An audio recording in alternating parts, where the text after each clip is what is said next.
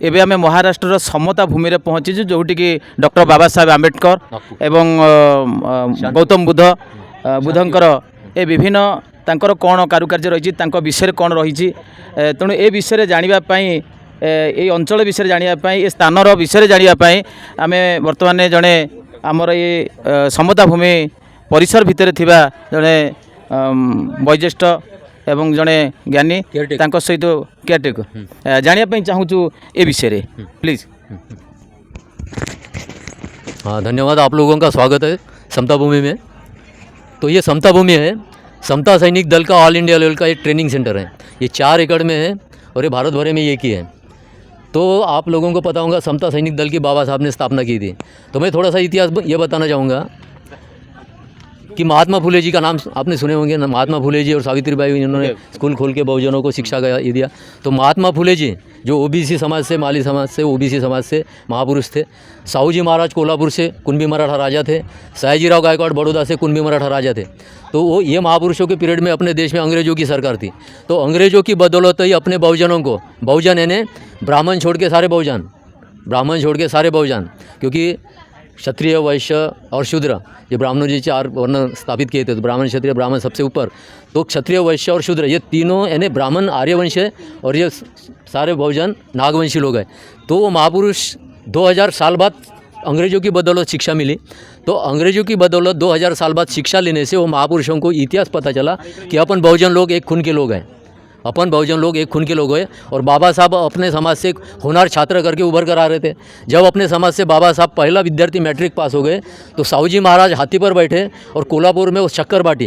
यानी उतना ही उनको इतना आनंद हो गया कि एक अब शिक्षा की वजह से हमारा निचले तबके का भाई पढ़ लिख कर एक उभर कर आ रहा है, सामने आ रहा है, इतना आनंद हो गया और वो हाथी पर बैठ कर शक्कर बाटी। दूसरा बात, सयाजीराव गायकवाड़ ने बाबा साहब को विदेश में जाके ऊंची शिक्षा के लिए, बीए के बाद में ऊंची शिक्षा के लिए स्कॉलरशिप दिया और एक समझौता भी किया कि ऊंची शिक्षा लेने के बाद में हमारे राज्य में, हमारे संस्थान में नौकरी भी करने का, है कि नहीं। तो ये बहुजन महापुरुषों ने ये शिक्षा की वजह से बाबा साहब, अरे इसमें डिस्टर्ब मत करो ना, बाबा साहब में वो देखा, सयाजीराव गायकवाड़, साहू जी महाराज और राजा लोगों ने देखा, मराठा ओबीसी राजा लोगों ने देखा कि बाबा साहब ये महापुरुष बड़ा बनेगा, बहुजनों का उद्धार करेगा, इस देश का उद्धार करेगा, ब्राह्मणों के गुलामी से बहुजनों की मुक्ति करेंगे, इस देश की मुक्ति करेंगे। वो बाबा साहब में देखा, वो कुणबी मराठा राजा लोगों ने और बाबा साहब को मदद किया, सहकारी किया, है कि नहीं, कोऑपरेशन किया।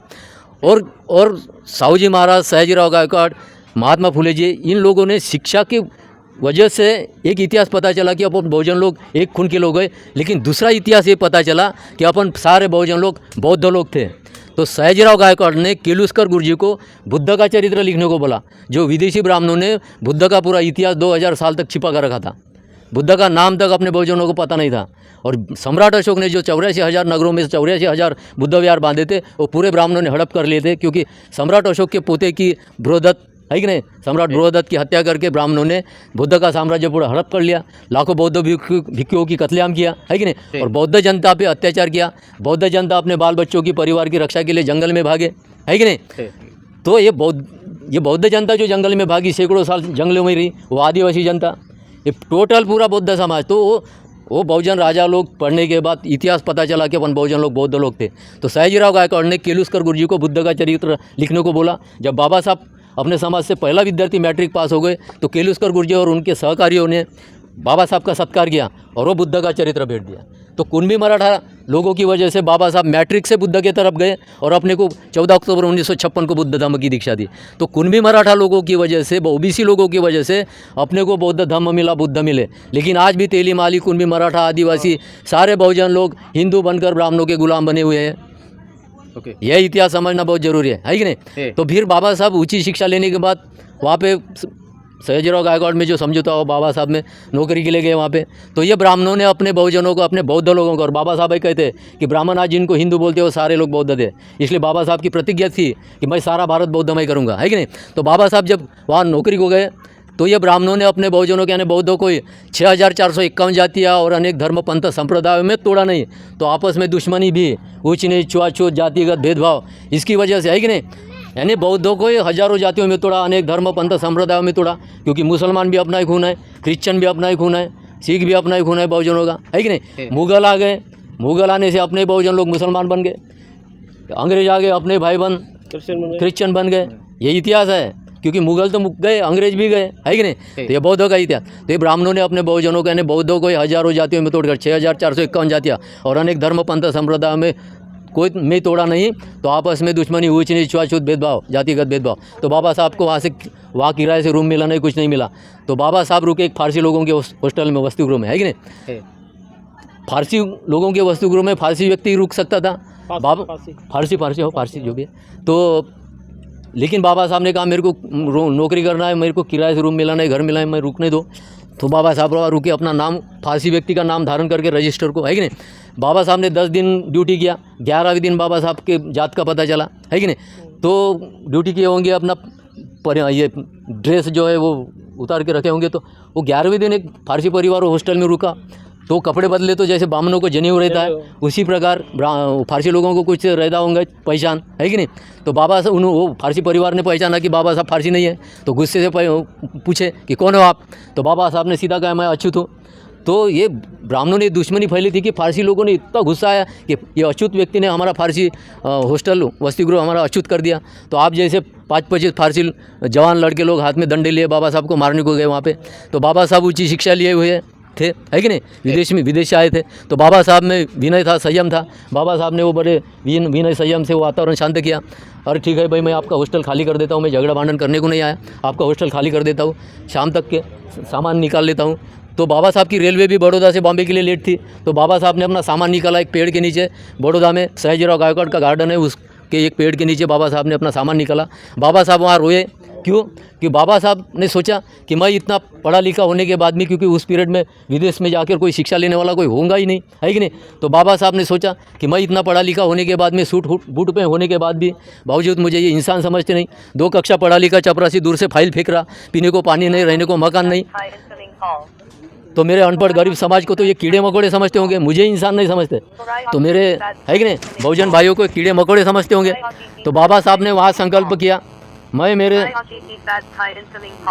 बाद में आपको कॉल करता हूँ। बाबा साहब ने वहाँ संकल्प किया, प्रतिज्ञा की मन में कि मैं मेरे समाज की गुलामी ख़त्म करूँगा। मेरे समाज की, यानी एक सिर्फ अछूत की नहीं, अछूत की यानी शेड्यूल कास्ट की जो 1700 जातियाँ भारत में, खाली शेड्यूल कास्ट के लोगों की नहीं, तो बहुजनों की, सारे बहुजन जो बौद्ध थे, सारे बहुजनों की गुलामी ख़त्म करूँगा, है कि नहीं। तो बाबा साहब एक कहते हैं कि मांगने से भीख मिलती है, हक अधिकार नहीं मिलता। मांगने से भीख मिलती है, हक अधिकार नहीं मिलता। तो बहुजनों की गुलामी ख़त्म करना है तो लड़ाई करना पड़ेगा, हक अधिकार प्राप्त करना है तो लड़ाई करना पड़ेगा। मेरे बहुजनों की, देश के सारे लोगों की, ब्राह्मणों की गुलामी से आज़ाद करूँगा, मुक्त करूँगा। तो बाबा साहब कहते हैं कि मांगने से भीख मिलता है, हक अधिकार नहीं मिलते। अगर गुलामी ख़त्म करना है, अपने हक अधिकार प्राप्त करना है तो लड़ाई करना पड़ेगा। और बाबा साहब अगर सेनापति बनते हैं तो अकेला सेनापति कुछ नहीं कर सकता, पीछे में सैनिक चाहिए। इसलिए बाबा साहब ने समता सैनिक दल की स्थापना की। और बाबा साहब ने सामाजिक क्रांति की शुरुआत की 19-20 मार्च 1927 महाड़ का चौदार तालाब का पानी का सत्याग्रह। तो वो सामाजिक क्रांति की शुरुआत करने के पहले बाबा साहब ने महाड़ आंदोलन जो 19-20 मार्च 1927, उसके 5 दिन पहले 13 मार्च 1927 को बाबा साहब ने समता सैनिक दल की स्थापना की बॉम्बे में, है कि नहीं। तो लड़ाई के पहले सैनिक, तो महाड़ आंदोलन के 5 दिन पहले 13 मार्च 1927 को बाबा साहब ने समता सैनिक दल की स्थापना की। अब अपने लिए बाबा साहब सब कुछ है, अपने उद्धारक है, आदर्श है, सब कुछ बाबा साहब है। लेकिन बाबा साहब कहते हैं मैं जो कुछ अपने बहुजनों का भला कर सका हूँ, इस देश का भला कर सका हूँ या दुनिया का भला कर सका हूँ, मैं जो भी कर सका हूँ मैं समता सैनिक दल के बलबूते पे कर सका हूँ। मैं समता सैनिक दल का आभारी हूँ, कृतज्ञ हूँ। ये बाबा साहब के शब्द हैं।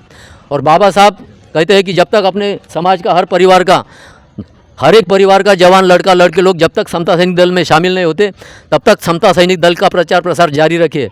और आगे में 2 अक्टूबर 1945 को पुणे में अहिल्याश्रम है, वहाँ पे समता सैनिक दल की मीटिंग हो गई, बाबा साहब खुद उपस्थित थे।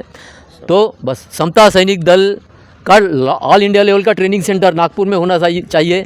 बाबा साहब ने खुद अपने साइंस से ठहराव पारित कर लिया, ये ट्रेनिंग सेंटर है। आपका नाम? मेरा नाम सिद्धार्थ मुरार। तो यही इसका इतिहास है। और वो 12 एकड़ भूमि ओबीसी भाई ने दिया है, 12 एकड़ भूमि 25 करोड़ की प्रॉपर्टी।